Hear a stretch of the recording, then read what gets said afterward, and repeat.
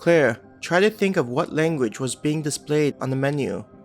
The lettering was utterly foreign, not looking like the typical lettering she remembered in the eastern countries, making her confused as to where this woman was from. As though sensing the confusion in Claire's mind, the Dryad turned to look at her.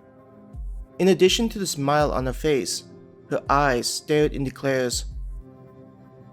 "It's as if she's daring me to ask the question about where she's from," Claire reflexively thought, thinking about how the woman seemed to enjoy Claire's inquisitiveness.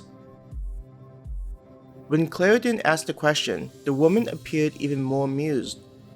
Returning to look at the screen, she tapped on the menu. "As you can see, those who enter this shelter will have plenty of room. There are numerous levels, with each one designed for a specific function in mind." Trying to distract herself from the new mystery, Claire looked at the map. On the screen was a three-dimensional model of the shelter structure. Her eyes widened upon realizing what she actually saw. How in the world? On top of the map was a faint outline of the fort. What she couldn't understand was how the shelter took up nearly the entire space beneath the fort.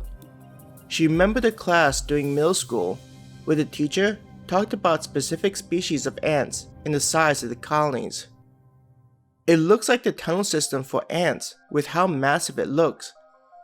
Claire thought to herself, it wouldn't be strange to call this place a city. Yes, that's one way to look at it, the woman giggled.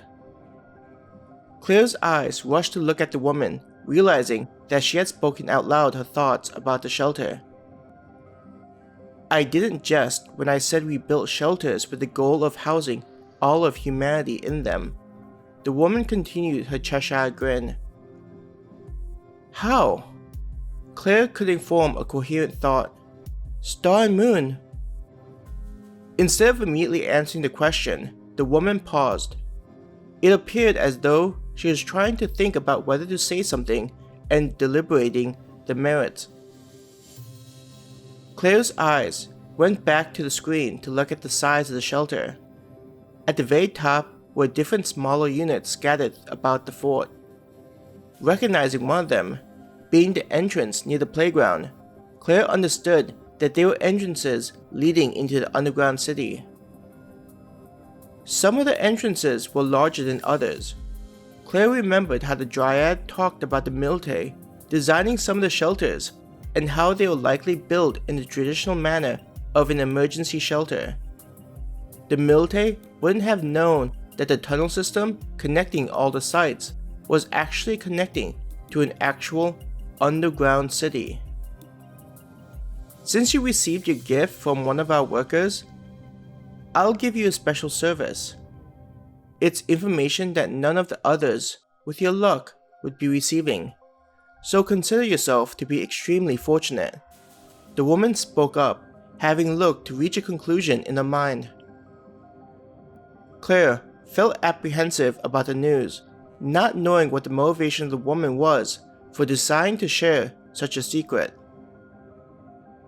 "The reason for all these shelters is due to something we had detected in this world, making us realize that humanity would one day need such shelters to house them." The woman's usual smile was gone. Instead, her appearance looked dire. "What did you detect?" Hannah asked, her voice shaking after hearing such words.